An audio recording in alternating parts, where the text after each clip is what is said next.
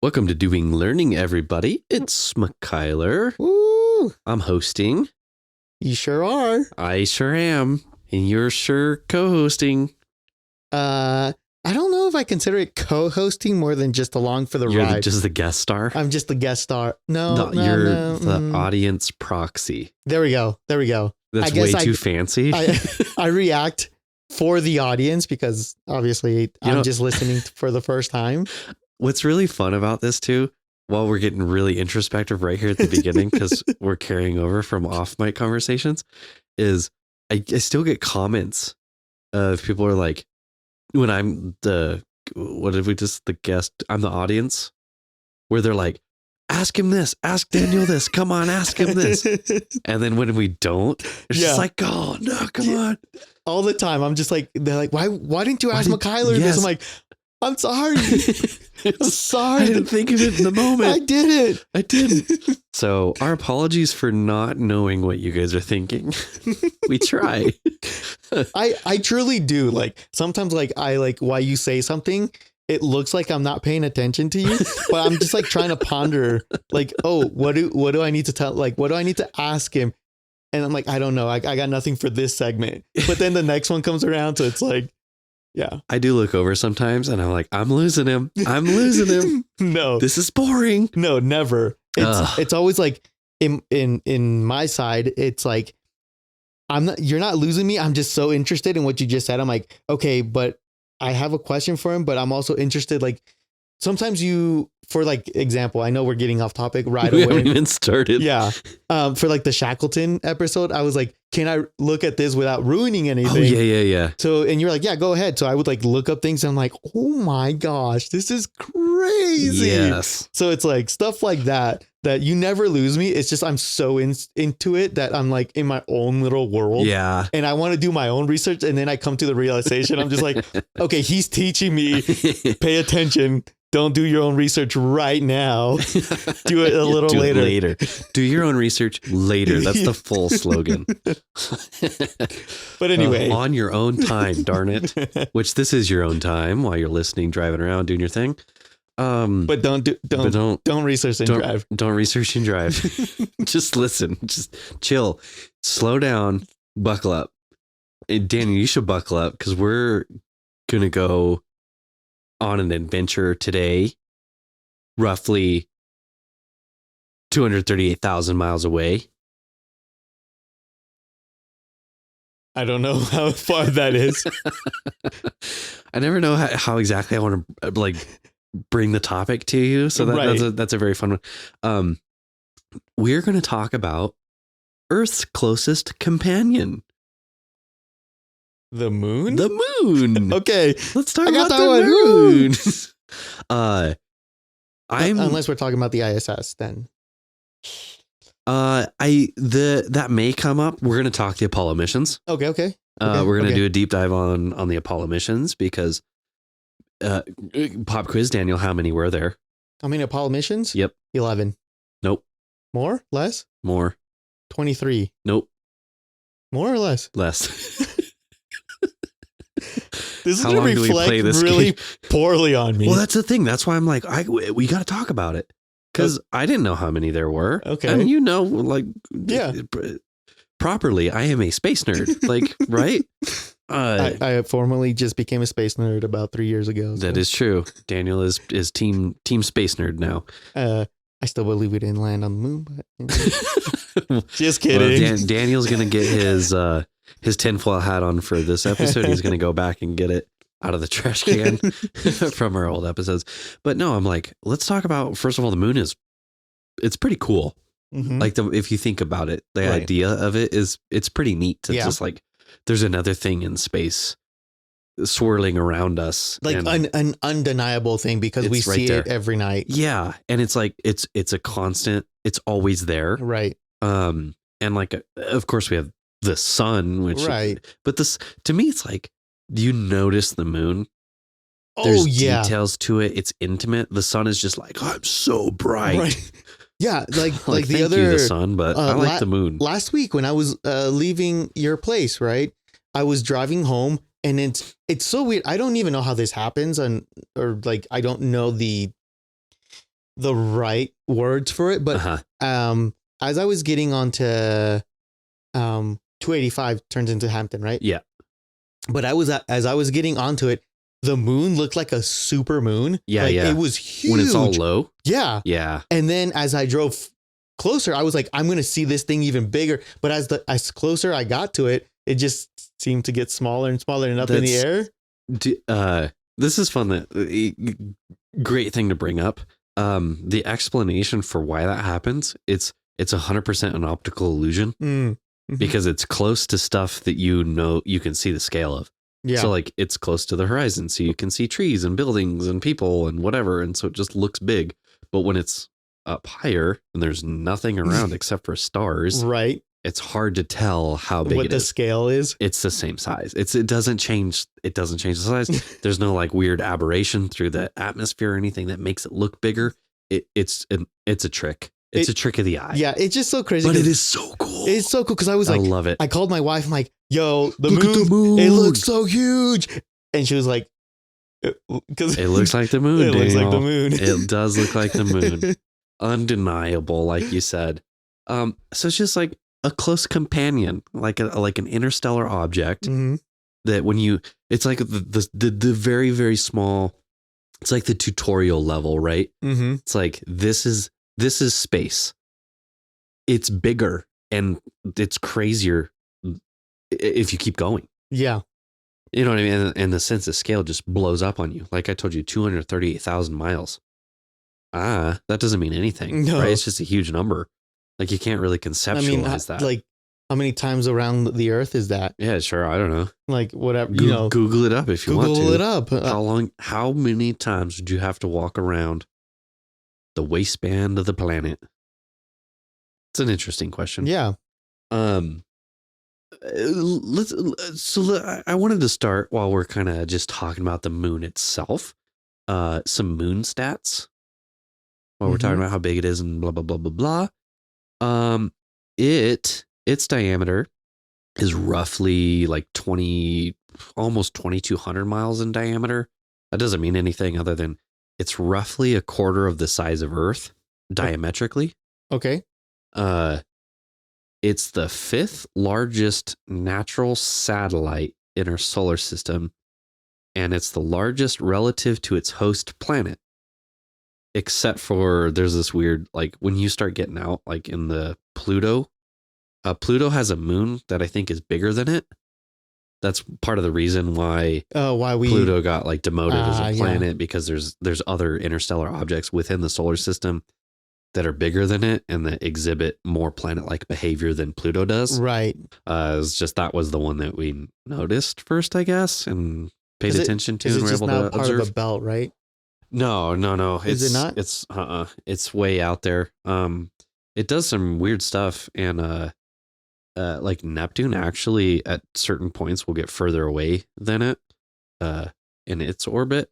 Neptune further away than Pluto? Oh. Yep. But there's other objects. Like I said, Pluto's moon's, I think it's bigger than it. So it's just like, what's a planet? That's not really where I wanted to go with this episode, but it's an interesting thing to think about. Right. The solar system is a cool thing. It's our interstellar neighborhood, and other planets are really cool. I'm probably going to do other planet episodes, just deep dives on planets, because they're crazy. Right. Like lakes of methane, or like clouds made out of crystals. Like it's just weird stuff. And that's like a couple of planets away. That's not even like deep space. Right. Like it just gets weirder the further you go. Right. So space is big and deep and weird and scary and very cool. But let's stay nice and comfy and just go to the moon. Okay. Boop boop boop. Boop boop boop. Boop boop boo. You would have to walk just to go back. Oh yeah. Walk, run, whatever, swim, whatever you want to do around the Earth about 9.6 times to reach the moon. To reach the moon. I don't know if that feels small. Because you can fly a good chunk away around the planet in like 12 hours. Like how long does a plane take to get around? You know what I mean? Like what's it take to get from here to Europe is like anywhere from 6 to 10 hours, depending on where you're going. I know from here to Japan, I think 14 to 16 There you hours. go. I know Australia is like is it over 24 hours or something weird? That's a crazy flight. Anyway. You're also dealing with time change, right? Yeah. Yeah. Which we have a short on. We do. Boom. Patreon plug. That one's a very fun one. Yeah, that one is fun. With that. So anyway, go sign up for that. 9.5 times. That feels kind of small to me. But it kind of scales. So we'll talk about the moon missions later. Okay. But it takes a spacecraft roughly like 3 to 4 days to get to the moon after launching on a rocket. So it's a ways away. Launches on a rocket. Once it hits outside our atmosphere, it still takes roughly 3 to 4 days. Yep. Okay, that makes sense. So like if you were flying a plane, that. how many days would it take you to fly around the world in an airplane? Yeah. It would take longer than 3 or 4 days. It would. So a spacecraft going faster. It kind of adds up. Yeah, it does. It does. I can conceptualize it for sure. So, okay. So that feels right. That feels right. Math. The math checks out. Math. Take that, conspiracy theorist. The moon is fun because it's almost as old as the Earth, which we learned because we went there and took some rock samples and evaluated them and figured out how old it is. So, like, are we like carbon dating the or how do we do that? Something like that, I would think. Okay, that's probably part of it. Right. There's a whole bunch of other weird like geological things that you can do too. Because basically what happened, the origin of the moon, it's called the Theia impact. I don't know. Space names are weird. THEIA. Theia? Yeah, that sounds right. Theia impact, where something, a Mars-sized protoplanet called Theia slammed into a young Earth at that point. So Earth was still like gooey and molten, basically a molten planet. Okay. And so something struck it and basically just sheared off a bunch of material. Mm-hmm.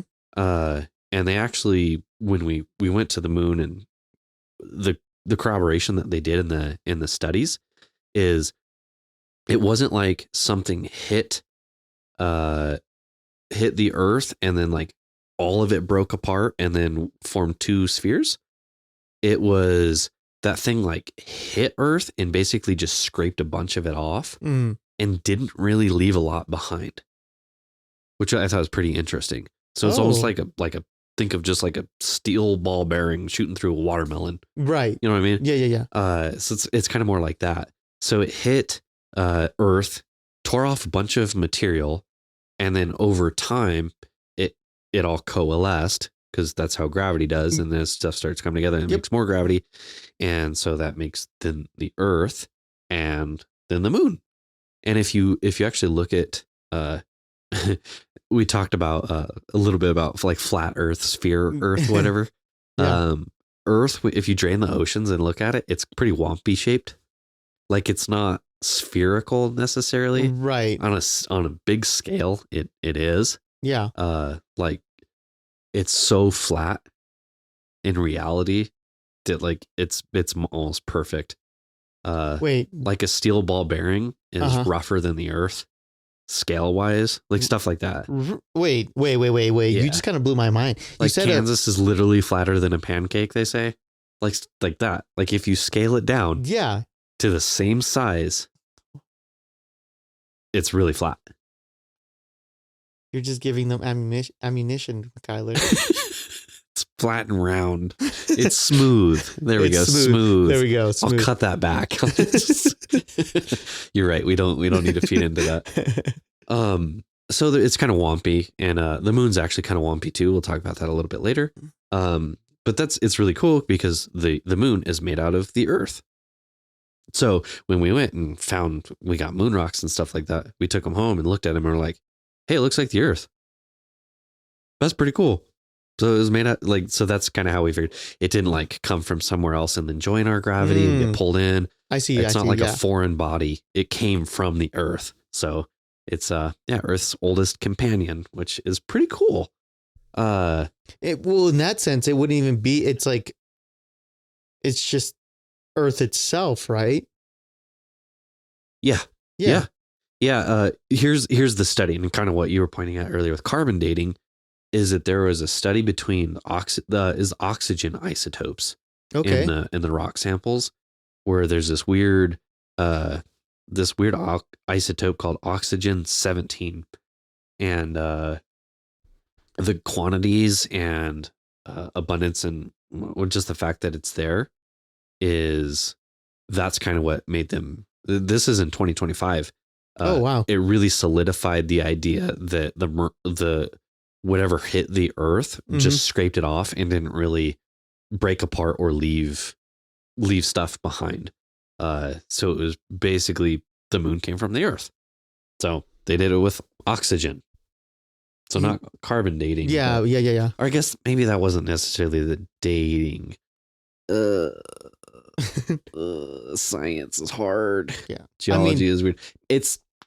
That's what they're doing. Chemistry and geological chemistry to figure out what is it made out of, how old is it, because we know that stuff does weird stuff on a very predictable basis, so you can figure out how old it is. Gotcha. I mean, to be honest, like even carbon dating, I get the overall idea. I still don't understand. It's still crazy. Yeah. It's like the basic idea is like it does a thing and it goes away at a certain rate. Okay, right. Cool, and you can kind of back it, but it still is like if you think about it too hard, it's like I don't.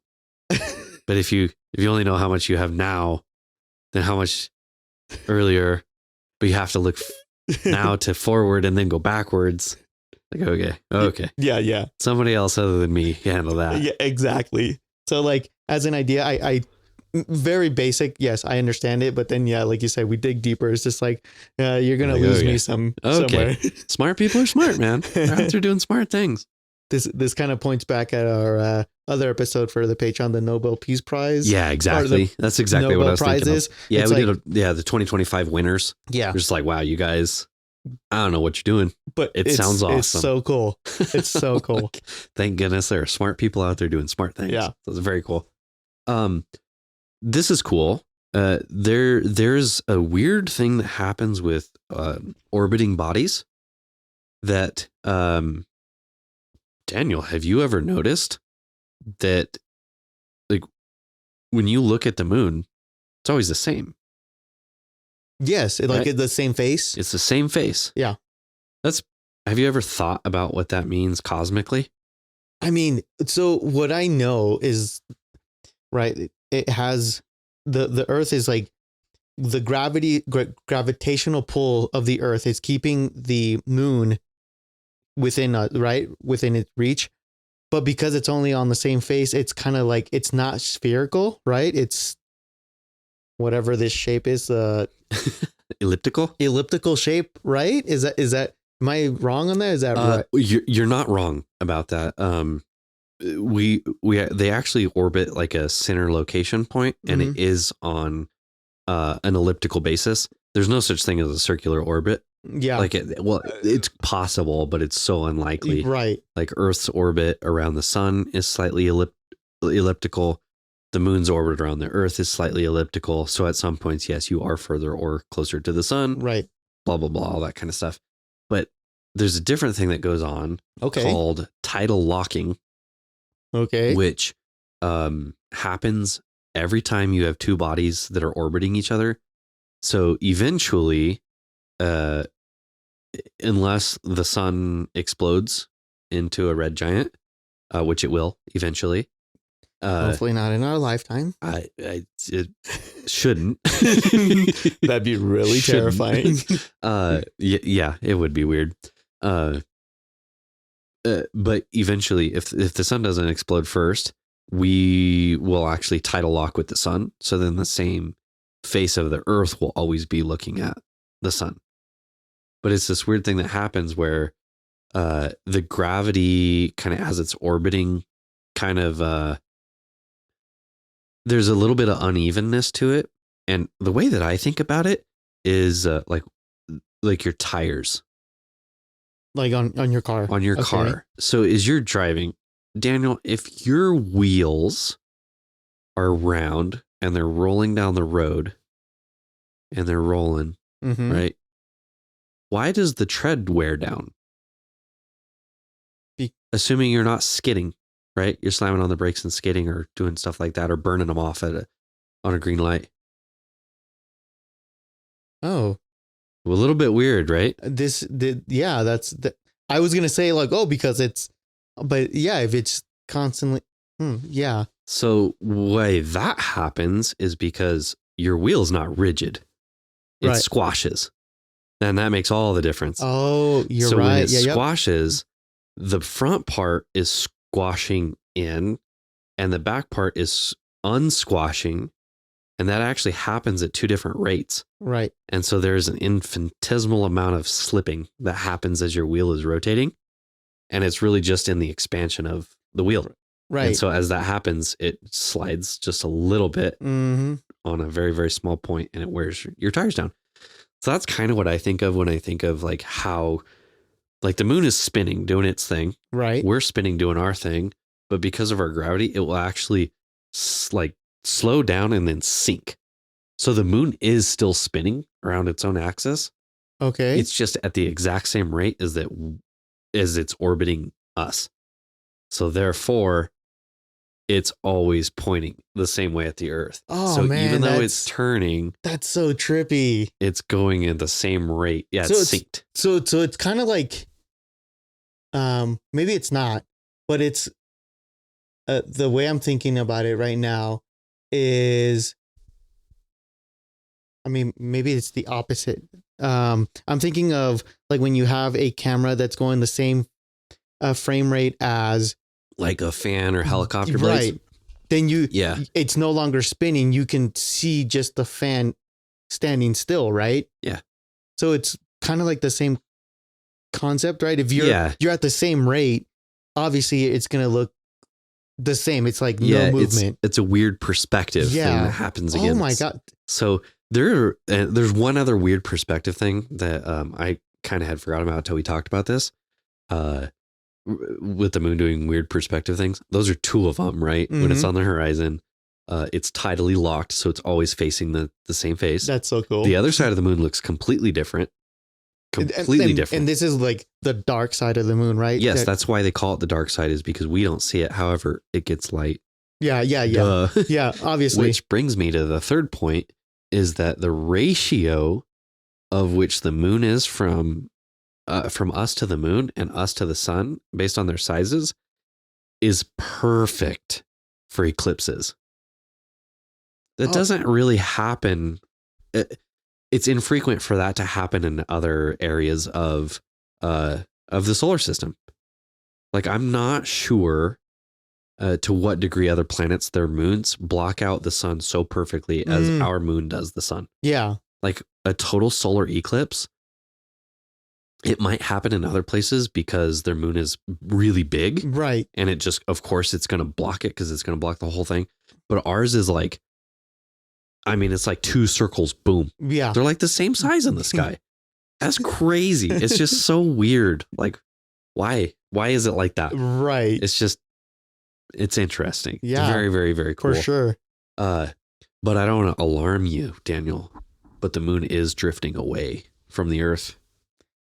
A couple inches every year, right? 1.5 inches per year. Yeah. So don't get too attached because it's going to go. Side fact, because you're saying drifting, I think if I remember correctly, it's nothing to do with the moon, but if I remember correctly, on our daily fun facts of the day at work, because we have those, Hawaii is drifting, I think, 6 feet closer to Alaska every year. It makes some sense. I mean, it's volcanically active and it's constantly moving. Which that to me is crazy. In case you guys didn't know that, that's crazy. It's also like 900 islands instead of 5. Yeah. It's this huge chain. It's like the longest state by so long.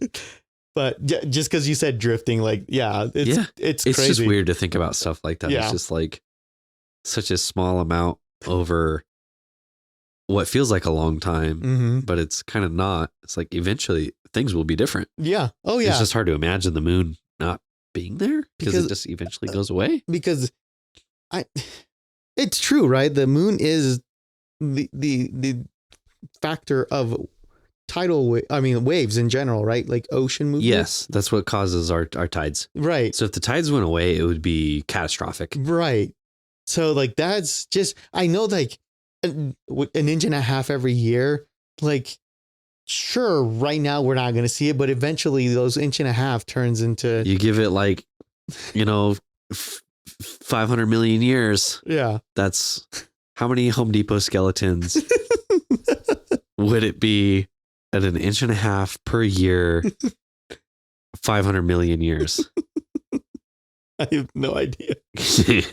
It's too much math. I don't even think our skeletal will work on that. I think you're probably right. I don't know what number I'd have to put in. 1.5 inch times 500 million years. You're gonna have to give me some help on some numbers. Okay. What do I need to? Oh gosh, inches is not an option. Okay, let's do 1.5 inches. 1.5 times 500 million. Okay, hold it. One That's and a half 750 million. times 500. This is why the fans tune in. I don't even know how much zeros. That's 500,000. No, 500,000. 500 million. Yeah. 8 zeros. Is that right? 1, 2, 3, 4, 5, 6, 7, 8. Yeah. Times 1.5. Should be 750 million. I put 1.5, but this math is not mathing because I put 1-1/2 because that's what I. I can put 1.5, right? You're not using a calculator. You're using. Sorry. Using Chat GPT. No, I'm not. I'm just. Yeah, you're right. 750. Gosh dang. Now divide that by 12. So divide this. Oh, because Home Depot skeletons, right? Yeah. Okay. That's 100. Okay, 100,000. 62.5. 62,500,000. 62 million or 162? No. 100,000. 62,500,000. 62 million. 5. You just read the digits. 625. 625. And then 5 zeros. 1, 2, 3, 4, 5. Okay, here we go. 5,208,333.33 Home Depot skeletons. There we go. Okay, we can move on now. Thank goodness. People love that, I think, hopefully, because it comes up every so often. So anyway, that's a long way. How many Olympic swimming pools is that? I don't know. There's no way to know. We're gonna pass. There's no way to know. We don't have that one written. But it's interesting that it's moving. It's an active system. Yeah. The other part about that it's interesting is that it's actively shrinking. The moon is? The moon is actively shrinking. Is it because of impacts? It has a molten core. I don't know if I knew that. Yeah. How weird is that? So as it cools, the whole thing just goes and scrunches and compacts. Does that add to, because if it's drifting 1.5 inches away, is it the shrinkage part of it or is it in addition to it? I think you'd add it on top of that, but over hundreds of millions of years, it's shrunk by 150 feet. So It's really slow. Gotcha. It's super slow. But what's interesting is that even tiny amounts as it's doing that results in moonquakes. Ooh. Which is pretty cool. Which the one of the craziest things, some of the Apollo astronauts placed seismometers on the moon because they knew this was happening. Wait, how did they know this was happening before they got there? I honestly have no idea. That's just, they either suspected it because of other geological features, or saw other kind of evidence, or they guessed. But I mean, since it's very difficult to get stuff to the moon, they probably had a good idea. They're just like, let's just kind of whatever. Even if we suspect it, let's put some gear in there. Yeah. Well, I mean, did I ever tell you how many Apollo missions there are? No, you kind of left me out there. 17. Okay. There were 17. My third guess, no lie, was going to be 18. There you okay. Which is kind of so crazy. pretty close. Yeah. And then I was lower. like, okay, 11, 23. I'm like, let's 18. let's go. And I said lower than you would have said like 14, and then we would have been. And then we would played this game. So we would have landed on 17. So it probably was some of the first ones went, took some pictures, took some samples, and we're like, wait a second. These are indicators that there's seismic activity. There's fault lines. We're seeing stuff that suggests things that we know about here on Earth. So next time, let's bring a seismometer. Mm-hmm. So those tools have recorded quakes as strong as magnitude 5. Okay. Which is no joke. But what's really interesting about them is that they can last for hours because there is low gravity, and the lack of an atmosphere means that there's nothing to damp the energy out. So it just sits there and goes. Oh, man. For hours. That's crazy. Yeah. Because do you happen to know what the longest recorded like quake here on Earth is? No, I don't actually. Because typically they're not long. Right.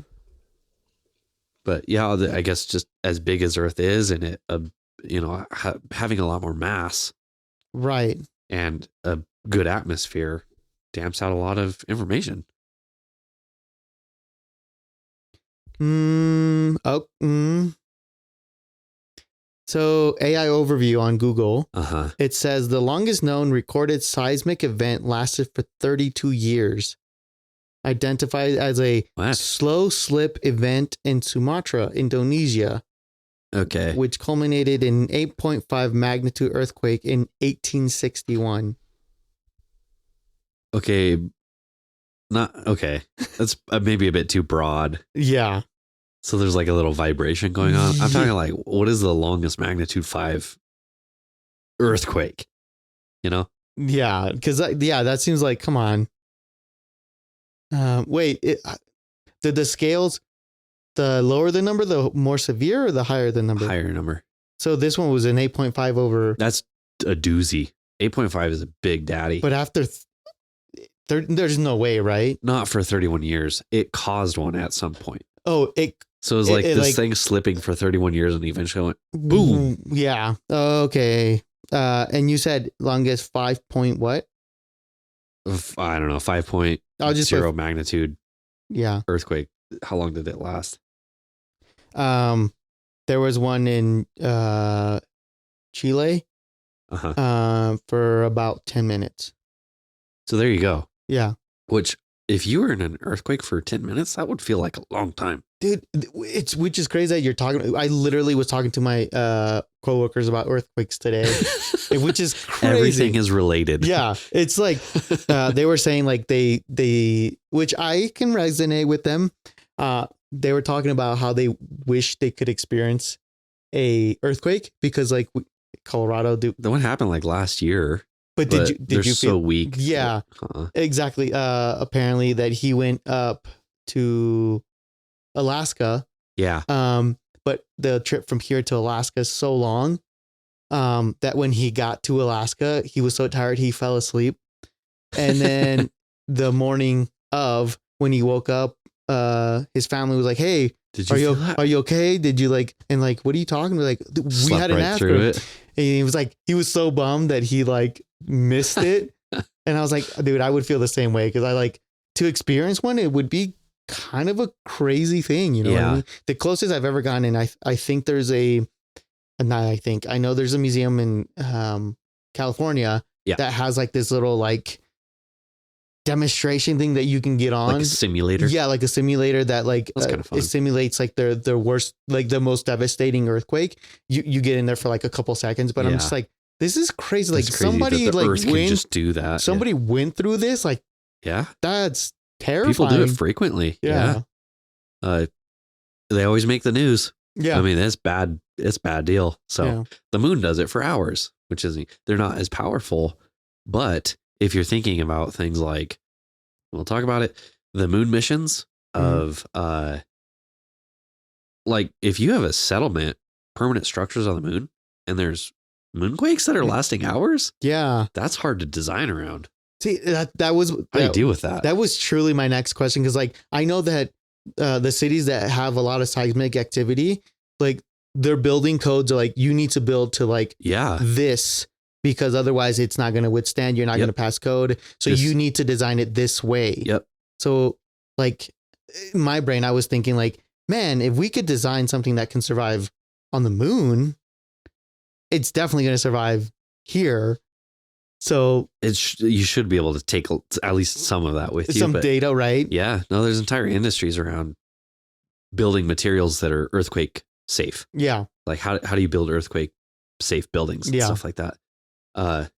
Very interesting stuff. In college, that was actually part of my machine design project, whatever class, was we had to design like we designed a big structure that it was like a steel structure that was supposed to go on top of a building or something. We had to design it for wind loads and 5 earthquakes that we had like a displacement curve that's basically just a big sinusoidal wave that depletes, decays, and you impart that displacement load on it. So we did part of that analysis was doing that. That sounds it's pretty fun. interesting. It turns out that wind is a much bigger factor than earthquakes. So especially if you get, X amount of height, right? Yeah. The higher you go, it's the frequency and just the amount of cycles. It will fatigue you a lot faster than the energy of an earthquake. Like there's I think it's in New York, that building that the architect built, like it was just like, I can't remember what it is, but they're amazed that he was able to build it because some student was doing like their like whole, what's the thing where they get their doctorate or thesis? Their thesis on like this building, and then they ran all the numbers, and they're like, if this X wind comes, it's gonna topple this building over. I saw one the other day that was in like Miami. They had talked about it. It was some other historical building, and the crew would actually, like, the engineering team figured it out, and the owners of the building didn't want to tell anybody because they were getting huge trouble. So they would go in at night and pull the walls down. You know what? Maybe it's not New York. Maybe it's that building. That's exactly what, like, I was gonna allude to. Like, that they started doing that. Yeah, they would pull the walls down at night, weld stuff, and fix the braces. Put everything back up, and then before the office workers came back. Yes, and they did that. Yeah, they did that over an X amount of time to like make it stable. Yeah, because they're like, if this building goes down, it's hard to tell because it'll just knock all the other buildings down. Yeah. So it must be that one. Yeah. Which is a huge case study in engineering, I guess. So why don't we talk a little bit about the moon missions, the Apollo missions, specifically? Fun. So we already talked about that there was 17 of them. Yep. Which the big one you know of is 11, which is when man first landed on the moon. Yep. We did it more after that. We did it a few more times. We got pretty good at it, actually, by the end of it. But let's start at the beginning. Okay. So this all started off like Cold War. This is the peak of the Cold War. Yeah. Kennedy's in the office as president, and it was a political challenge. It was we talked about it in other stuff. The Soviets are doing some stuff that's scaring us. Yeah. We need to show our prowess. Yep. And we need to do something crazy first. Gosh, there was some, we had only done like a couple of other launches when he made this decree in like 61, I think it was. I'm trying to look at my dates here. Yeah, 61 is when he issued the challenge. We had only done a few rocket launches. And he's like, and we're going to put man on the moon in 7 years. That's crazy. Oh my. Think about that. In 61, he said this. Yeah, 61 and 69, we had boots on the ground. Yep. we made it there to the moon in 68, Yeah. but we didn't touch down until 69. Yeah. Crazy. So just amazing the amount of engineering that went into this stuff. But it starts off Apollo 1 in 1967 when they finally start to get the engineering complete and built. It starts off with a really major tragedy. I'm not sure if you're familiar with Apollo 1, but all these were crews of 3 astronauts. That's what the crew module was sized for, was 3. And then furthermore, the way that it would work when they actually did the moon missions is 2 of them go down in the lander to do stuff on the moon, and then 1 stays up in the service module that orbits the moon, and then they have to fly that while the other guys are flying the other thing. So crews of 3. But during a dress rehearsal while the rocket was on the launch pad, they're doing a test. Yeah. And just going through it. This is the first mission, right? The first one. Fire started in the cockpit, and there was no way to get them out. They never figured out what exactly caused the fire, but there were 2 huge things that they did pretty wrong that they changed. One is that the cabin was pressurized with 100% oxygen, just pure oxygen. Oh, wow. Which is, of course, as soon as there's a fire, it just went boom. So there was nothing that they could do about that. Worse, the hatch, 2 things. It bolted shut with you literally would have to take a wrench and undo bolts to get it to undone. Way. And it opened in. So there was just a huge oversight, really. Yeah. And of course, it's not like you don't want to plan for that kind of stuff, but it just a horrible lesson to learn. I mean, I know like everybody's like out there is going to be like, oh, well, duh. But yeah. So to be the engineer on that one would hurt. Yeah. That hurt real bad. Anytime something bad like that happens, that's a tough one. Which it's just amazing that they did not cancel the Apollo program. They're like, okay, that was not good. That's not going to happen again. We need to learn from it. Yeah. So they redesigned the hatch. Sorry to cut you off, but that's kind of amazing that they just didn't call it off, because that's nowadays. Yeah, that's devastating. Like that's like, no, you're not going to continue. So for them to keep going, it's crazy. Yeah. So like, kudos to the people that wanted to keep going despite a tremendous failure. Yeah, exactly. Just that tenacity and just sticking with it. Yeah. I think it helped that they probably had all of these missions planned and funded to some degree. So they're like, okay, we're going to keep pushing.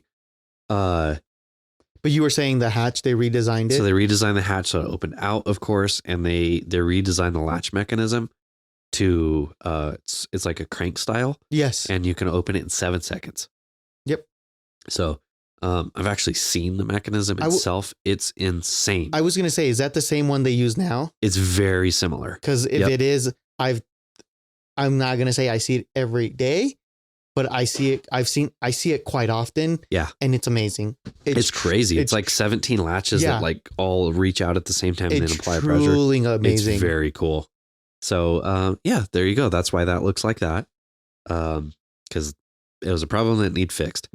That, and then they did a oxygen nitrogen mixture for all the subsequent flights. So it's like a 60-40 mix instead of pure. So things can still burn, but it's not like pure oxygen. Do you by any chance know why they opted for pure oxygen on the first? Honestly, I think it's sort of convenient because you're carrying oxygen anyway, for 2 reasons. One is it's a fuel source for your prop systems. Okay. So it's part of that. It's your oxidizer, right? Right. I think I got that right. Make fun of me, my friends that listen, if I got that wrong. Anyway, and they used it for their fuel cells.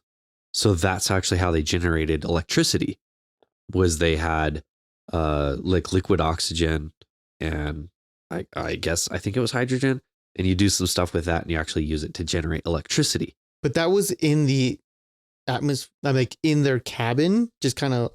Yeah. So you already have oxygen around for these other things. Okay. They probably just, rather than packing nitrogen, which takes up volume and mass, and you have to have a tank for it, and now you got to power that, and you got to have all that overhead of that. You already had oxygen, so it's easier to just pump in oxygen, because 100% oxygen is not.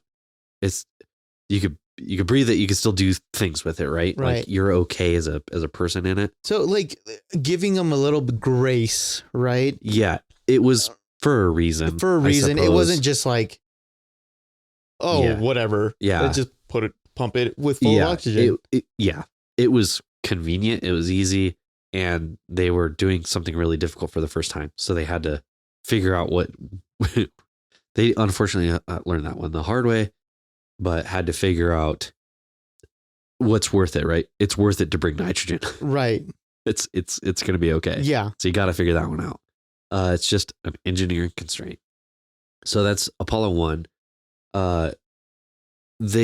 Apollo 2 and 3 were not named after Apollo. I think they like went back to the drawing board and did some other stuff. So they didn't have the Apollo name directly with them. So it's kind of weird. So it kind of skips over 2 and 3 and goes to Apollo 4. You said they had some different names for them? It was like AO2-2 and like AO2-3 or something weird. Just to, I don't know if it was to distance itself from Apollo 1. I was going to say maybe to just kind of build. Yeah. I would suspect, I don't know. I would suspect that they would want to, like you said, do that. It's a little insensitive to be like, well, that didn't work. Let's try it again. Yeah. You know what I mean? So I didn't look into that, but I'm sure there was a reason. But Apollo, they got really cautious after that. So 2, 3, of course, and 4, 5, and 6 were all uncrewed test flights. So they did a couple of different things, like testing out the service module and then trying to do some docking in low Earth orbit. So they had all of the same vehicles that they would eventually take to the moon. Okay. But they were like practicing in low Earth orbit. So they shot the crew module into space and then had it orbit for a little bit and then did reentry to make sure that, will it go up? Will it come down? Okay, cool. Check. Next thing. Like now you said the crew module. So that's with full crew and everything, or no people, just empty, but everything else is the same. Okay. So you can do all your testing without people. So you can get that maturity. Okay. And they call it what is it, stupid? Like a technology readiness level, TRL, maturity. So it's like a 0 through 9 scale. Once you've flown it, there's precedent that it works, right? Okay. Yeah. As long as you do it exactly the same, you should get the same end result. You still have to test it to get there, but essentially it should work like how you think it works, because it has. Yes. So they did that on 4, 5, and 6. So that way, when they get to 7, 8, 9, whatever, with the crewed missions, they don't have to worry about those other things. So Apollo 7 was the first crewed flight after Apollo 1. They orbited Earth for 11 days. And it was just a real thorough shakedown of the command and service module. So this is like the cone part. And then there's like a cylinder part under it. The lander is not part of this yet. Okay. At all. They at this point, no, not yet at this point. So so between 7 and 8, the Russians like landed a probe or something on the moon that really it was a kick in the pants for the United States. They're like, okay, we're doing good, but we're messing around Earth. We need to get to the moon. So Apollo 8 was planned to do another low Earth orbit practice.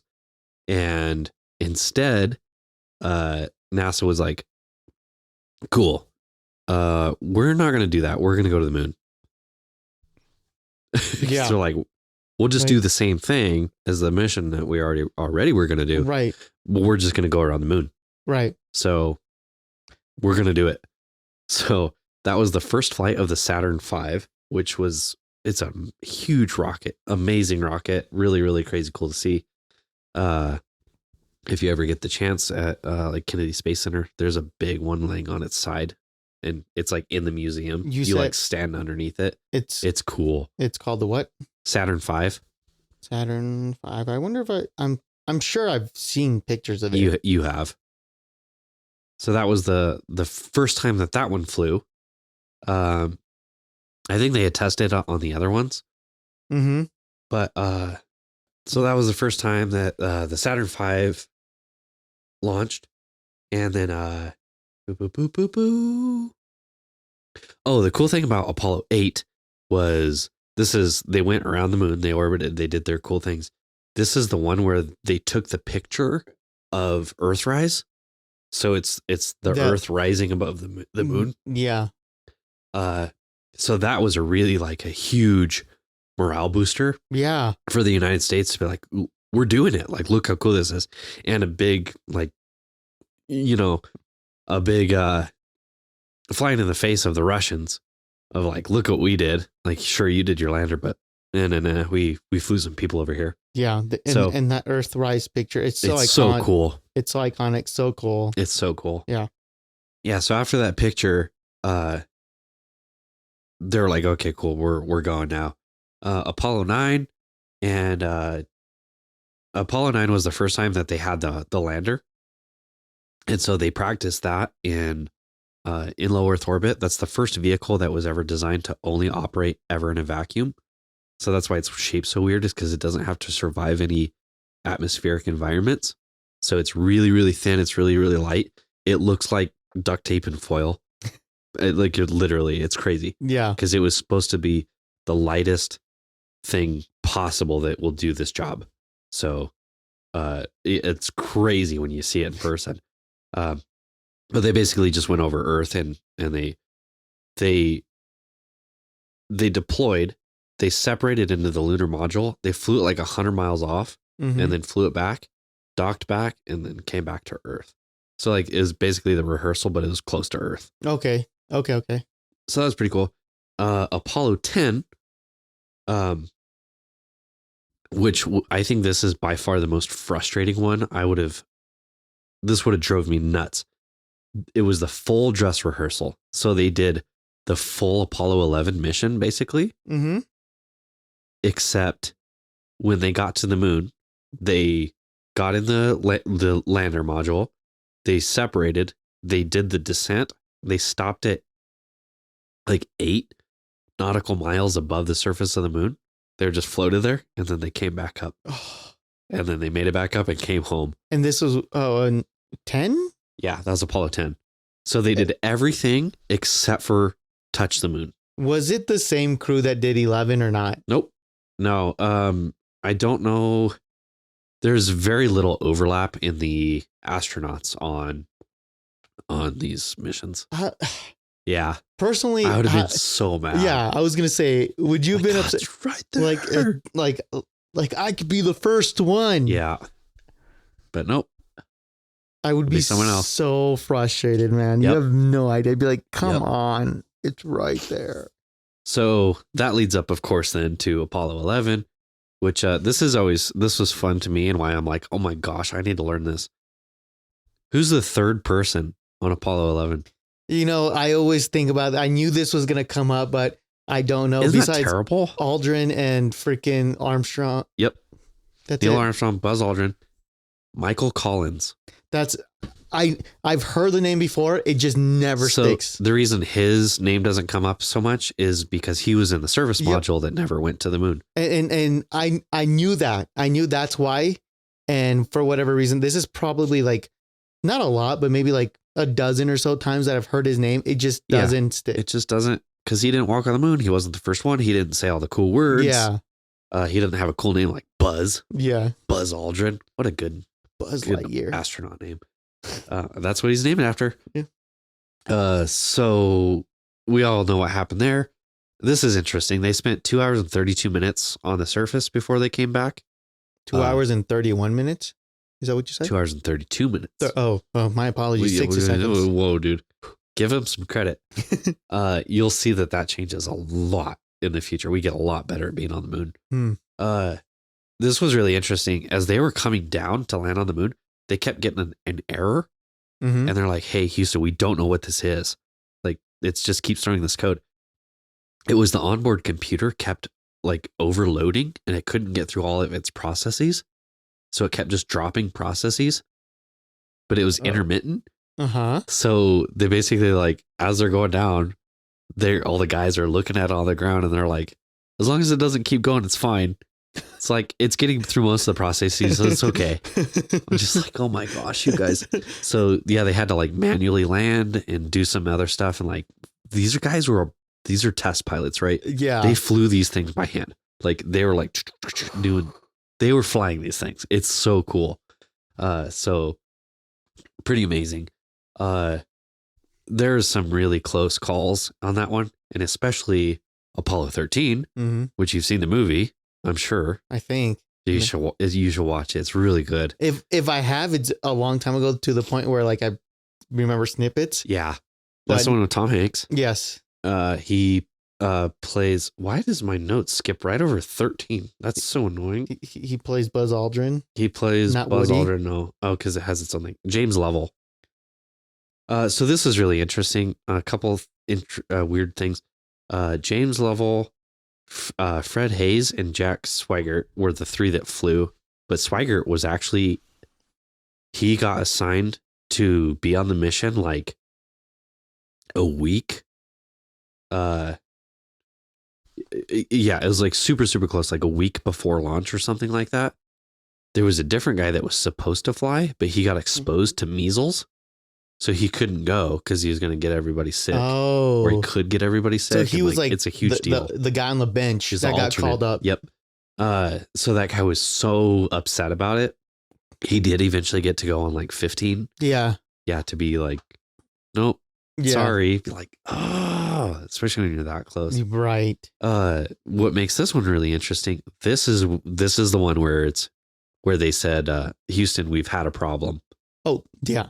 That's one of the, other than one small step for man, one giant leap for mankind. Which gets kind of like intertwined, right? I feel like when it's different missions, but it's so intertwined with each other because it's like space, moon, everything. Yeah, exactly. Yeah, they kind of blend together. Yeah. While we're talking about quotes, it was really funny. The first words that the guy in Apollo 12 said, Conrad, I think was his last name, or Bean. His first words were whoopee. And then he said, that might have been a small step for Armstrong, but it was a big step for me. And he goes, the ground's really squashy. It was really endearing. It's like he was just having a ball. I feel like that would be me, dude. I'd be like, forget protocol. This is freaking awesome. I'm on the moon. Yeah, I get it. So, 13 though is the one where they had Houston. We've had a problem. We've had a problem. Yes, that's yes. No. Houston, we've had a problem. No, Mandela effect. It is such a Mandela effect.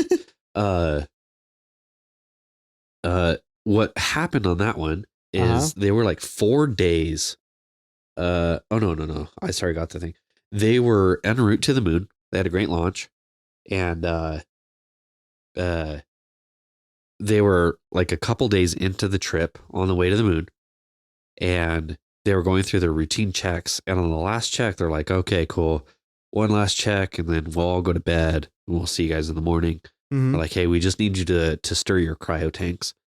And these tanks are the ones that power the fuel cells. So it's liquid oxygen and hydrogen. And what happens when you're in space and it's really cold, they're typically gases, right? But at high pressures and cold temperatures, they do different weird stuff. Right. When they're in these tanks, the gas liquid combination will actually form pockets of different densities. And so it's really difficult to tell how much fuel you have left, and your system doesn't perform as well. So what you have to do is warm it up and then there's a little fan in there it stirs it up just to make everything uniform and you can tell what's going on in there. Well, a couple of months earlier when they were testing that system, one of them, the heater was left on inadvertently for too long. And so it just got really hot and they're like, oh shoot, they turned it off when they figured out about it. But what it did, they didn't notice, is it wore down the Teflon coating on some of the heater wires. So as soon as they went to stir it, it shorted and caused a spark in between, which caused a fire inside the tank, and a high pressure contained explosive gas on fire. What's it going to do? It exploded. Yeah. So it completely blew the fuel cell out, and the service module and the crew module were right, because that's on one side, and then the lunar module, it's like nose to nose. Okay. So it's really funny. That cone like goes against the head of the spider looking thing. And that's how they're attached, right? So they lost like all their life support systems in the crew and service module side. So what they ended up having to do is they all went over to the lander side, and they shut the hatch so that way they could contain all their life support systems. They had all their oxygen.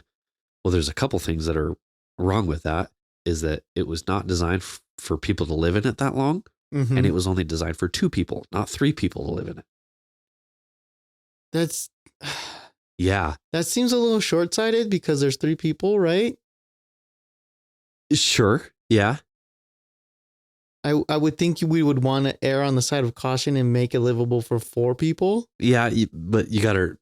It's always a fight, right? There's something else fighting it, which was we can't make it bigger because our rocket can't lift it. That when we got to get this other stuff to it. So there's always a trade. Yeah. So it's like, well, we could do that, but guess what? Now we're not going to have anything scientific to do when we get there. Yeah. So we're just doing it just to do it. That is a trade-off, but so there's always lots of factors. So the biggest thing that they had to deal with was having oxygen and suffocating on their own CO2. So as they're breathing out, what you normally have these CO2 scrubbers, which they're like some lithium based chemistry thing that like absorbs the CO2. I don't know how it works, but they scrub it to pull all the CO2 out. And the problem is that the crew and service module has, one of them had round filters, the other one in the lander had square filters, so they don't fit in the things together. And this is where the movie gets way too editorialized. Is in the movie they're like, we got to solve this now, everybody, we're not going home till we solve this. And they're like, what do they have? Everybody go get the equipment, right? And they're like, let's solve this right now. They solved it in Apollo 8. They had a backup plan for the scrubbers. Okay. Which was, they got like some tubing from one of the space suits, some duct tape, literally duct tape. The astronaut sock somehow was involved, one of them.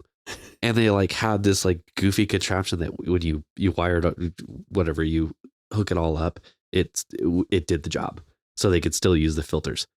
So they actually had a plan for that. So it's not like it was a contingency plan that they already had figured out. Yeah. Okay. Yep. So the movie gets that way wrong. Okay. Because it makes for a much better movie. Right. But when that happened, they're like, well, sorry guys, this is how this is going to go. We're going to execute this protocol, which means that we need you guys to gather this, and this, and follow these instructions to build this thing, because you're going to run out of, or you're going to suffocate. Right. So they already had a plan. Yeah. Which all that was really crazy. So they lived that way for however many days it took, right? Like 7 or 8, 9, 10 days. Right. And it was cold, brutal cold. I mean, just a cramped situation, pretty awful living conditions. Yeah, I would imagine. Made a long trip, and and they didn't get to land on the moon like they were supposed to. So they went all that way just to not land on it again. When they were coming home, they didn't know if the heat shield on the crew module was damaged in the explosion. Oh, dang! I didn't think about that. So it was like, well, we're gonna find out. They knew there's this weird stuff that happens when you're coming through the atmosphere that you lose radio contact. There's just so much interference and so much chaos going on in the air. Right. Your comms drop. They were expecting a 4-minute drop. And so they come in, they lose comms, and 4 minutes passes. Nothing. 5 minutes passes. Nothing. 6 minutes pass.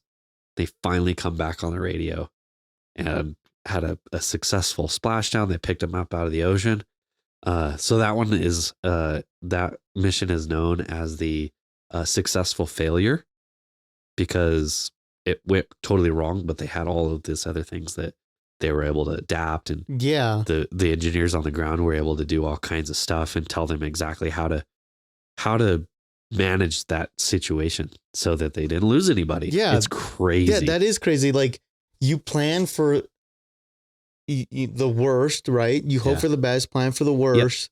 Yep. And this mission proved that planning for the worst it works. It works. It's crazy. Or at least it gave them confidence in what they were, planning for the worst was good. Yep.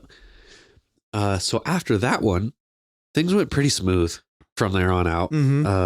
14 was fun because that was where Alan Shepard smuggled a golf ball or 2 golf balls, and he used a tool and golfed on the moon. Yeah. I believe that Alan Shepard is from Colorado. At DIA, there's a statue of him on the B concourse. When you get out of the train, he's standing there with like a propeller wing. Oh, yes. That's Alan Shepard. Oh. Yeah. I didn't know. Yeah. I at one point knew his daughter. Really? Which was really strange. But one of the more embarrassing things of my life that I hadn't really thought about until I revisited this is in college, I was fortunate enough to, I won a scholarship. It was a pretty decent one, right? It made a big difference for me. But as part of that, every semester we had a lunch or an event with these people that sponsored it. And one of the ladies that was sponsoring it was, I can't remember her name, but it was so-and-so Shepherd, and whatever, we're talking and whatever, everyone's explaining who they are or whatever like that. And so she's talking, she goes, yeah, and my dad is Alan Shepard. And everyone else was like, oh my gosh, woo, whoa. And I'm like, woo, woo, who is that? You know what I mean? And I never really thought about it or anything like that. And I'm like, oh my goodness. He was like the 3rd person to walk on the moon. Yeah. Or 6th person. I guess. It doesn't matter what 5th or 6th person. What order of it's a person. He's one of 15 people that ever walked on the moon. I'm like, oh my gosh, dude. So yeah, I thought about that and cringed on that too. Yeah, everybody else knew who this guy was, and I'm sitting there in the same room eating dinner with Alan Shepard's daughter, and I'm like, oh my gosh. So anyway, I know who he is now. I mean, it's one of those life things.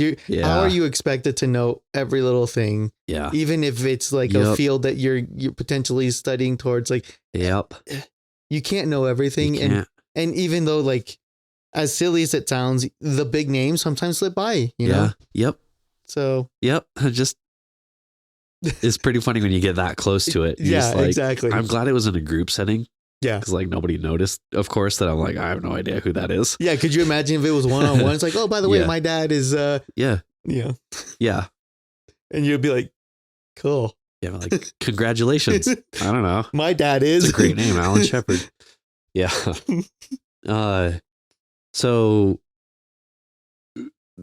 they all got really scientific after that. There's really not a ton else to say other than we got really good at it.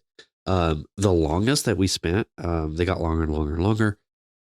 15 was fun because that was the first one where they had the go-kart, the lunar rover. Oh, yes. Which changed the game. They were able to go miles away, which is just crazy to be miles away from your little capsule, which is hundreds of thousands of miles away from Earth. Yeah. Just crazy when you think about how alone you are. Those lunar rovers, did they start with the airless tire, or was that a progression thing? I think they started with that. Okay. Because it just isn't going to work. But right. They're cool. They're just a mesh. Yeah. They're so cool. Really cool. When I saw them, I was like, that's just awesome. Yeah. It's so clever. Yeah, exactly. I'm like, would it work here? Not in the same way. There are airless tires. I've seen some, but they're just not the same. Yeah, they're honeycomb instead. Right. And yeah, they're quite a bit different. Right. It's just mesh. So that one is pretty wild. 17, the last one, was the only time a non-astronaut walked on the moon. He was a geologist. Oh, So he was not trained astronaut. He was a geologist, and they flew him to the moon to study the moon. And on that one, it's pretty interesting. mm-hmm. Remember how long Buzz and Neil spent on the moon? An hour and 32 minutes. It's 2 hours and 30. Dang it. I was You're so proud. confident. Oh, you're so close. These guys spent like 70 hours. 70. 70. So we got way better at living on the So moon. basically 2 work weeks. Work. Yes, except there were consecutive hours. Yes, except there were So it was like a couple of days. Yeah, but that's crazy. Like they literally, their work days were on the moon. They would wake up, get all dressed, and then they would go bounce around on the moon doing science for like 8 or 9 hours. And they did that like 3 days in a row. Like, what an amazing couple of days. Just hitting rocks with a hammer and drilling stuff and bouncing around and driving the go-kart. Like, what a fun job for 3 days. By this time, did they have like portable cameras? Yeah. Oh yeah. For like to take quote unquote selfies? Yeah. Oh no, they did. I mean, on 8 when they did Moonrise, they had cameras. Right. They in 13 is really interesting. That one was really, really interesting because they were actually they were filming a live stream before the explosion happened. Mm-hmm. And it was that day they did the live stream, and then they went and they were doing all their checkouts, and it happened after that. So they had that capability, yes, already. What's really interesting about that one is that live stream never aired because from 11 even to 13, like 11 was awesome. 12, they made it happen. And then it was boring. They could not get anybody to air the live stream of astronauts going to the moon. No TV network picked it up. I was going to say like no network. Like they were just like not interested in you. So they did this live stream, and the only people that saw it were Mission Control in Houston. Wow. How crazy is that? Going to the moon, too boring. Too boring. Twice. You do it twice, and America's just like, meh. We've done it. What's next? Yeah. Which is amazing, but also like, I don't know. I still geek out when like they send people to the space station. Yeah. Because I just think it's cool. Yeah. But I kind of wanted to bring this up because we just had a scrub launch of the first crewed Artemis mission. Mm-hmm. And I believe this one, they're kind of this is like the equivalent to Apollo 8, I believe, where they will orbit the moon and then come home. Mm. So we've already done a couple of Artemis missions where they're testing the crew module, kind of like we did in the Apollo missions. And so this would be the next step. I think they're going to target like early March. Right. I think they had a helium leak. Yep. Which is pretty common because helium's very small. Yeah. So it finds every crack that it can. Yeah. So it's not super surprising that it happens all the time. So hopefully pretty soon we get to watch that launch. Yeah. Which is, think about how historic that is. We haven't sent somebody to the moon since like 1973. Mm-hmm. People have not, humans. No human. That's like what, 53 years? Yeah. That's crazy. Yeah. Basically a whole generation, right? Yeah. Yeah. And maybe then a little bit and then a little bit. Yeah. But like from 61 to 69, from nothing to the moon. And then we did it like 6 more times. Yeah. And it's been 53 years. And nobody in humankind has gone back. Yeah. So that is a historic launch. Yeah. Pay attention to that one. Big things coming. That's really cool. We're already way long on this one. Oh, it's been a fun one. There's a whole the whole Artemis and where we go from here is a whole other conversation we should probably have at some point. I was going to say, dude, I can keep talking about this for it's so ever. Cool. Pay attention because what is coming up is it's going to be, this is a huge turning point in humanity. Like what is coming up is going to change everything. First of all, because back in this day, it was Russia and the United States. Right. We were just duking it out.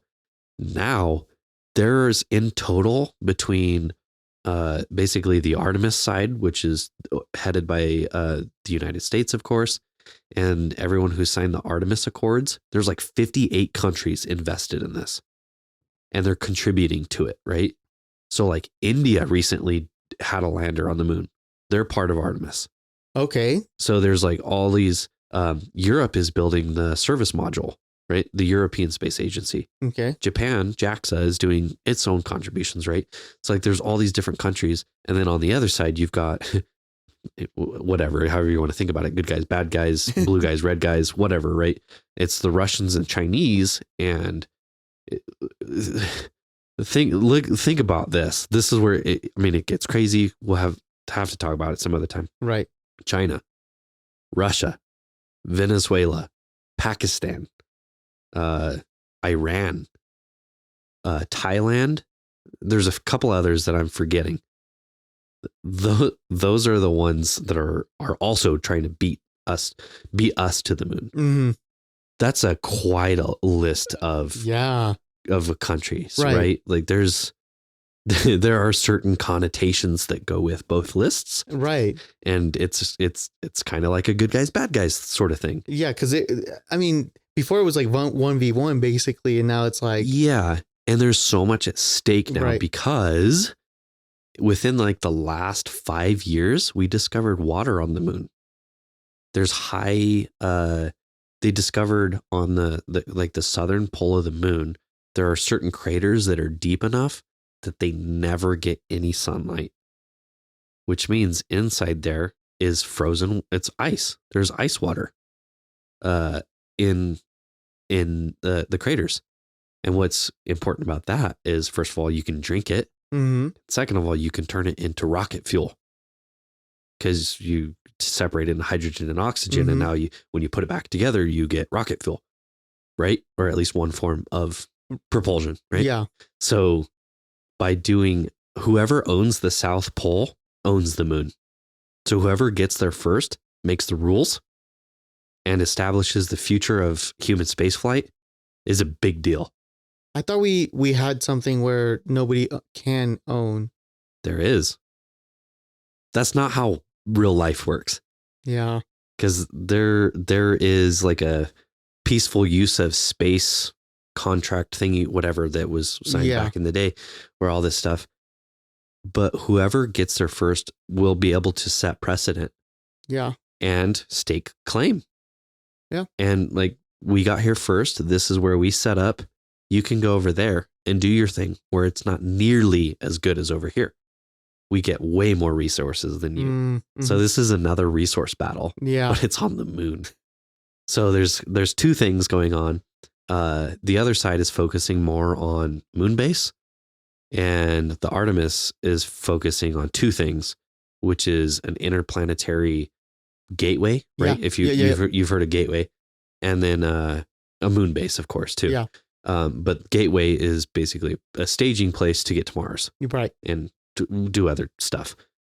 So we're kind of doing two things with that one.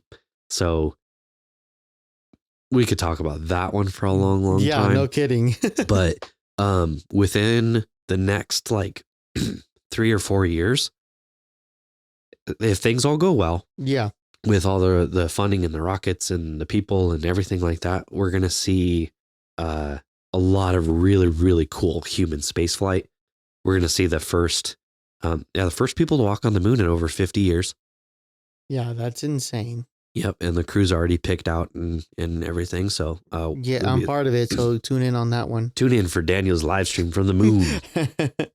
So just kidding, guys. Like, total lie. Don't. Dude, I could see your hair flowing on the moon. You'd be jumping around like. I don't think they'd let me. I would vote for you to go. But let's get it, guys. Next one. Come on, let's vote Daniel in. I can't even take myself seriously on that. The picture of you jumping around with your hair flowing is just, it's glorious. But anyway, we could talk about the moon and space all day. Mm-hmm. There's so much cool stuff. Amazing work that these people did a long time ago where they had to like invent computers to do this stuff. Yeah. You know what I mean? Like the engineering that they did was way harder than what we do now. Like the sophistication is there because the tools are better. But Right. it's amazing what they were able to do in reliably. Yeah. That we went several times. Yeah. And it got boring. Like how crazy is that? Like the thing I'm sure you know the name, but I can't think about it. But the guy that would not fly like a mission without that lady that did all the calculations, like verifying the calculations and stuff like that. Was that Hidden Figures? Yeah. Like that's good movie. Yeah, great movie. If you guys haven't seen it, crazy story, like, go watch it. Amazing. But it's like stuff like that is mind boggling to me. Like, like we were just able to do it and just go for it. Like, whew. Just it's wild. Yeah. It's crazy to think, and that we get to experience it. Yeah. And I think they've said it, and I mean they've said it within the last couple of years too. But the first person to go to Mars has already been born. They say. Yeah. Yeah. So it's like, like, hey, our nephews, like, and I got some nieces now too, right? Yeah. Yeah. You guys have a chance. It's like, so true. You have a complete chance of being part of it. Either being the person that goes or like right there, right behind. Yeah, exactly. Like, it's crazy. It's crazy. So hopefully we get to see some of that. We're certainly going to see people go to the moon. Yeah. So pay attention to that. It's going to be pretty cool. Mm-hmm. So I had, I don't want to promise anything here. We might have to schedule it aside, Daniel, but the moon has always been a really interesting thing and a source of imagination for a lot of people. So maybe I'll sign myself up to it. I might cut this part later too if I decide to, but I might do a short on the Great Moon Hoax of 1835. Ooh. At some point. So 1835. So if that sounds fun, join us over on the Patreon at patreon.com/doinglearning. And anything else? That's the big one. That's the big one, guys. That's the big one. Instagram. Daniel's going to be posting all kinds of stuff. This year is going to be a bigger year. This is our year. Yeah. This is our year. We did like 40 episodes last year. Let's just keep it going. Oh, so, yeah. Thank you all for joining us. I hope this was fun. I hope you like space and the moon as much as I do. So thank you for letting us get a little bit windy on this one and going pretty long. But anyway, I had a ton of fun researching this one. I feel more patriotic. I feel like a better American for knowing our space history better and where we're going from here. So America. So I had a ton of fun researching this one. But make sure when you go out there, you go do your own research and stay curious and stay flowing hair. That's your hair noise. Hey, everybody. We just like to take a moment to thank everybody out there that has thus far supported us. We do all these recordings, and we love doing it. We have fun doing it, but we are paying out of our own pocket. But it does help when people like Liz D, Seth T, Irvin H, DaDog, Miles T, and Kirk K help us make this little podcast a reality and, lighten the load a little bit. So thank you from both of us and all of the fans. Thank you for helping us make this a reality. And if you guys want to help be part of the Doing Learning crew, you can do so by going to www.patreon.com/doinglearning.